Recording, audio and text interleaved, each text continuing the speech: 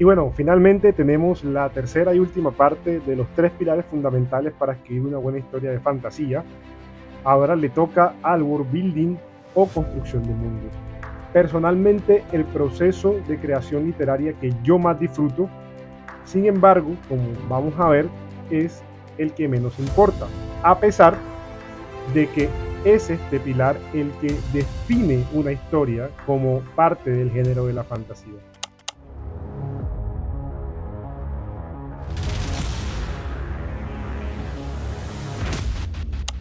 Y bueno, por último, la construcción de mundos, el world building. Este es el elemento, el pilar que más me agrada como escritor, que más agrada a la mayoría de escritores de fantasía que yo conozco, pero a menudo es el que menos importa. Y bueno, ¿qué es esto? Se puede decir entonces que el world building es el proceso mediante el cual el autor crea su mundo donde se desarrollará la trama y los personajes. Desde pensar la geografía del planeta hasta plasmarla en mapas, desde sembrar países y culturas, ponerles nombres e inventar idiomas, diseñar un sistema de magia y animales fantásticos, por ejemplo.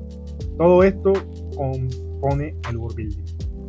Pero no solamente el world building debe hacerse desde cero.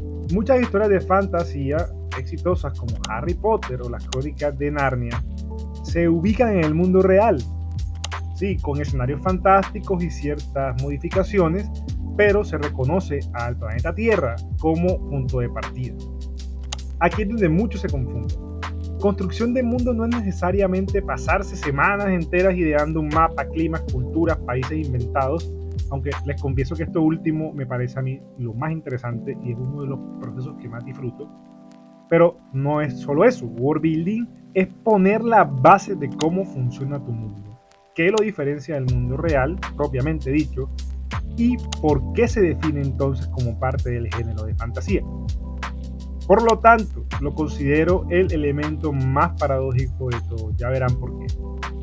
Los dos elementos previos, la trama y los personajes, hacen parte de cualquier formato narrativo. En cambio, el world building es un proceso casi que exclusivo de la fantasía y bueno, también de la ciencia ficción.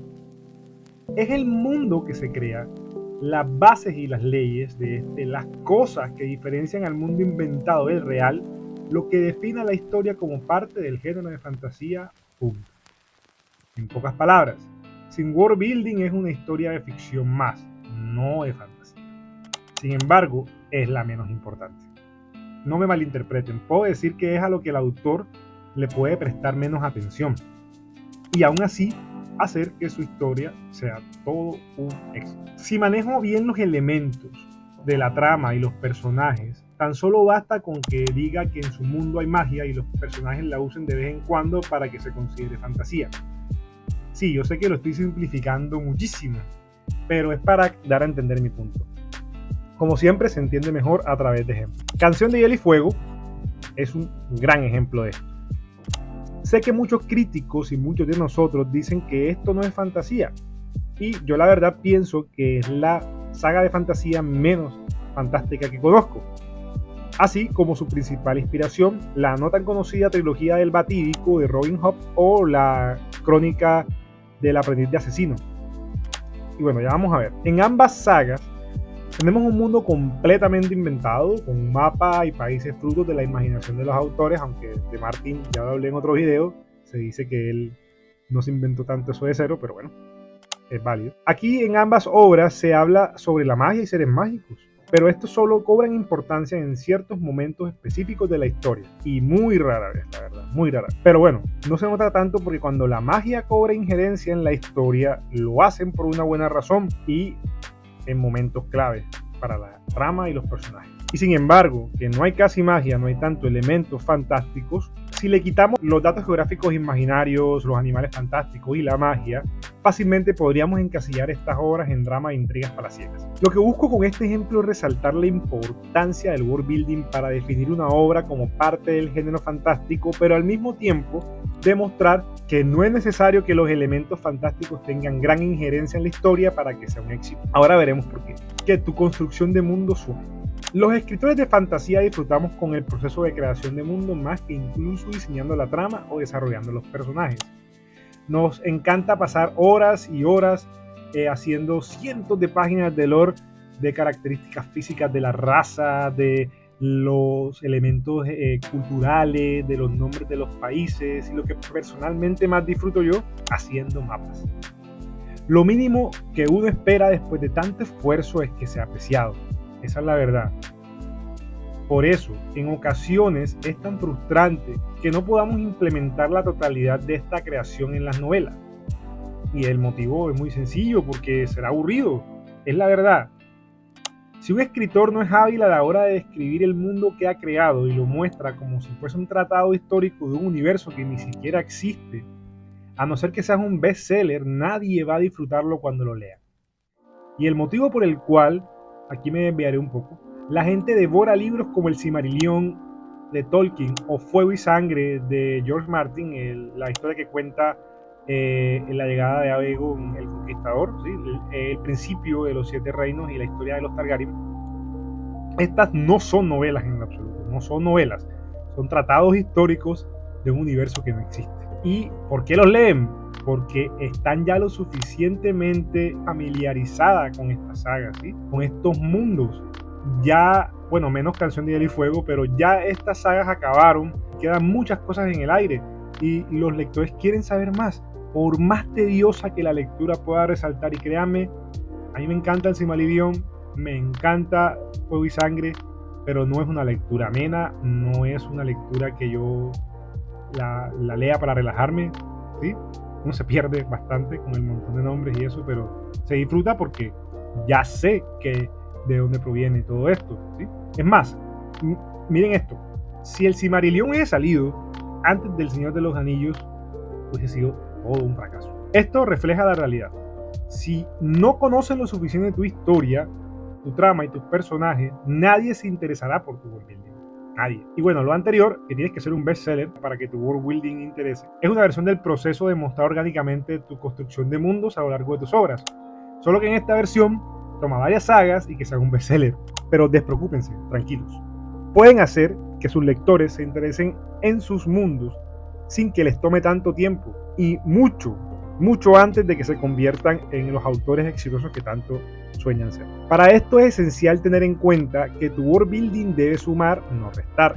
Es obvio, sí, yo sé, pero es más fácil decirlo que hacerlo, como casi todas las cosas en la vida. ¿Cómo puedo hacerlo entonces? Bueno, haciendo que los detalles de tu mundo importen en la historia. En vez de poner al típico mago barbiluengo y sabelo todo a recitar como una lección de historia todo lo que sabe del mundo, es mejor poner que si en tu mundo hay tormentas que cíclicamente asolan el mundo, este fenómeno natural impulse a tus personajes a tomar ciertas decisiones y que así tensen la trama, como bien hace el buen Sanderson en el Archivo de las Tormentas. En esta saga, el mundo es asolado por tormentas de naturaleza mágica a cada tanto. Su intensidad es tal que ha obligado a los habitantes de Roshar, el mundo donde se desarrolla esta saga, a adaptarse para sobrevivir, construyendo sus edificaciones con paredes rectas y resistentes del lado del que siempre proviene la tormenta, que siempre es del mismo lado, haciendo construcciones debajo de la tierra e incluso influyendo en la manera como se hace la guerra, pues nunca se sabe cuándo una alta tormenta llegará con exactitud, y tener un gran ejército a la intemperie es una pésima idea si esto ocurre. Sanderson no se pone a recitar estas características como si fuese una clase de universidad sobre los rasgos de su mundo, sino que a lo largo de sus obras va mostrando cómo estas tormentas influyen en la cultura, la política y en la misma magia, poco a poco y sin afanes. Lo hace de manera tan espectacular que las altas tormentas comienzan a percibirse como un personaje más en la historia, que también tensa y destensa la trama y la hace progresar. Lo mismo pasa con Harry Potter. J.K. Rowling es una maestra haciendo que el world building importe. De hecho, ella se puede considerar una excepción a la regla de que la construcción de mundos poco importa, ya que sin Hogwarts me atrevería a decir que esta saga hubiese fracasado estrepitosamente. Es Hogwarts lo más interesante de la historia. Cómo los personajes acuden a sus lecciones, cómo el lector fantasea asistiendo a las clases, escogiendo una fracción escolar. Y bueno, cómo lograron estos dos escritores que su world building sea tan llamativo y aporte y no resta la trama. Fácil, no lo embutieron. ¿Sí? No lo embutieron todo en Infodumps. Hicieron que su mundo importase e influyera en la trama y en los personajes. No digo que haya sido algo fácil. ¿Sí? Perfeccionar esto toma tiempo. Más por lo que he dicho antes. Invertimos gran parte de nuestro proceso creativo construyendo nuestro mundo y queremos que a toda costa sea apreciado. Pero no se puede. En este caso, menos es más. En conclusión, hazlo en pequeñas dosis. Haz que influyan la trama y los personajes y lo más importante, evita a como dé lugar que parezca una aburrida lección de historia. Pero no te detengas escribiendo tu world building. Hazlo lo largo que quieras. Si te encanta escribir lore, hazlo y disfrútalo. Entre más riqueza de profundidad y variedad tenga tu historia, tu mundo, más se parecerá a la realidad y por tanto gustará más. Pero como siempre digo, no te afanes a ponerlo todo en tu novela, no abras espacio, ni siquiera sagas como La Rueda del Tiempo, que son 13 libros de 200.000 palabras cada uno. Ni siquiera en esta saga se pudo mostrar al completo el world building, solo lo que importaba en la historia. Robert Jordan murió hace tiempo ya, y seguramente si siguiera vivo, sacaría otro de esos rimbombantes tratados sobre la historia de su mundo. Y todos correrían a leerlo. Yo lo haría. Y bueno, otro detalle importantísimo del world building: los nombres. Esto decidí ponerlo en un apartado independiente porque a menudo, por más magistral que haya sido tu ejecución de world building y su relación con la trama y los personajes, si tus nombres no son llamativos, son muy difíciles de recordar o pronunciar, simplemente no va a funcionar. Sí, yo sé que nuestro esfuerzo de hacer que nuestro mundo cobre vida propia y tenga rasgos originales que no se asemejen tanto al mundo real, decidimos usar nombres enrevesados. Y lo disfrutamos, confiésenlo, todos disfrutan ponerle nombres raros a sus personajes o a sus países o a sus ciudades. Sin embargo, esto no es buena idea. Michael Moorcock, que es un escritor de fantasía que debería ser tan recordado y alabado como Tolkien o Martin, no lo es tanto porque pecó precisamente en esto y todavía sigue vivo. La gente le tiene bastante cariño a Moorcock, pero creo que todos los que han leído alguna novela de él coincidirán conmigo en lo que voy a decir. En sus libros sus nombres eran demasiado complejos y hasta rítmicos. Pondré varios ejemplos: Melniboné, Broan Bagdad, Onal de Lin An Esh, Gelhem de Bet Viral. Esto es por poner algunos ejemplos. En serio, los invito, los reto a abrir cualquier página de alguno de sus libros, cualquiera, y te vas a encontrar con estos nombres excesivamente originales, pero que desentonan tanto que hacen daño al ritmo de la lectura. Ni siquiera todavía puedo pronunciar bien esos nombres y lo siento, me voy a quedar con la forma en la que yo los pronuncio. Y bueno, está claro que así como nosotros los hispanohablantes escuchamos palabras en lenguas tan distantes como las asiáticas o las africanas, que nos dificulta en exceso no solo la lectura sino su fonación, es esperable que con una historia de fantasía en un mundo que no existe también suceda. De hecho, sería lo más realista. Sin embargo, no funciona. Mucho menos cuando quieres forjarte un nombre en el tan competitivo mundo de los libros. Pero entonces, ¿cómo hago buenos nombres? Bueno, esa es una respuesta en verdad compleja. Cada uno tiene sus gustos. Hasta para los nombres hay gustos. Sin embargo, existen axiomas en cuanto a lo que es un buen nombre. ¿Qué es un nombre en sí? Los nombres funcionan como sustantivos propios. Por lo tanto, tienen significado más allá de indicar una persona o sitio geográfico. Inicialmente los nombres de todos los países, por ejemplo, significaron algo en las lenguas que fueron fundados o creados. Por ejemplo, Colombia significa la tierra de Colón. España, no hay un consenso, pero el más acertado, según lo que dicen los investigadores, es que era un término alusivo al oeste y que lo usaban los romanos para referirse a la península ibérica. Hispania. Otros significados de otros nombres de otros países se han perdido, pero sin duda significaron algo en sus lenguas que pues ahora están muertas. Haz lo mismo con los nombres. Es más fácil y es más orgánico. Por ejemplo, si la capital de algún ducado queda en un risco que da hacia el mar, ¿por qué no llamarlo simplemente Risco del Mar?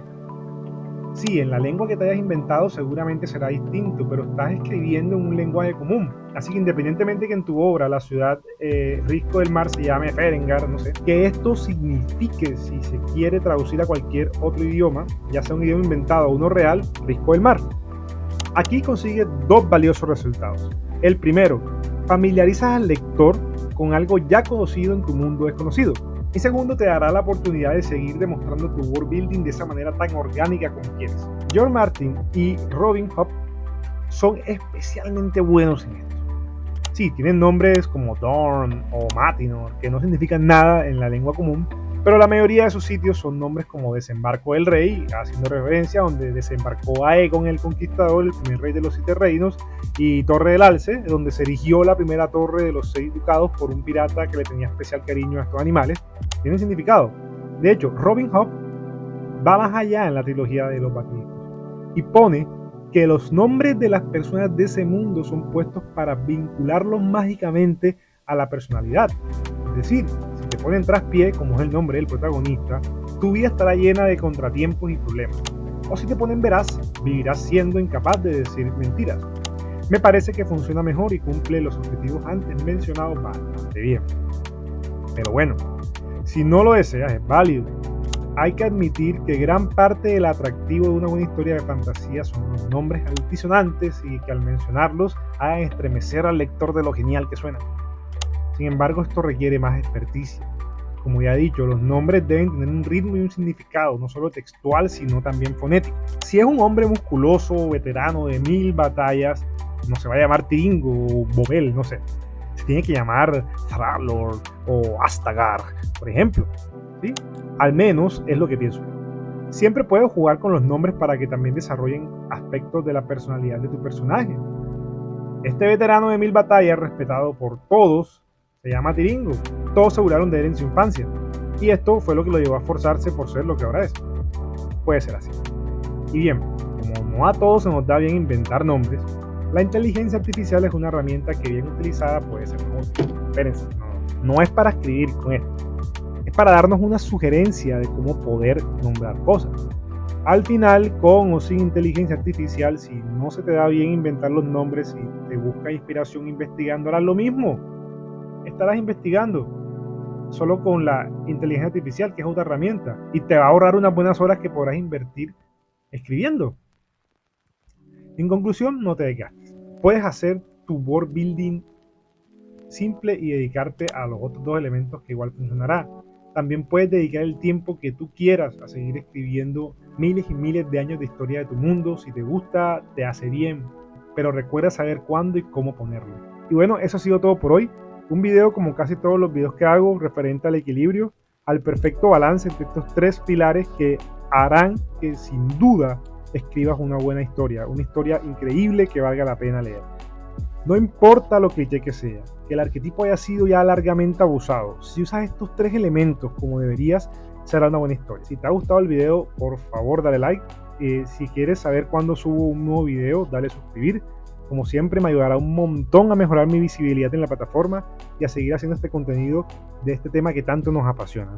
Si tienen opiniones similares o contrarias, no duden en hacérmelo saber en los comentarios y con todo gusto les responderé. Sin más, gracias por todo el apoyo, como siempre un gusto, cuídense mucho, hasta la próxima, nos vemos.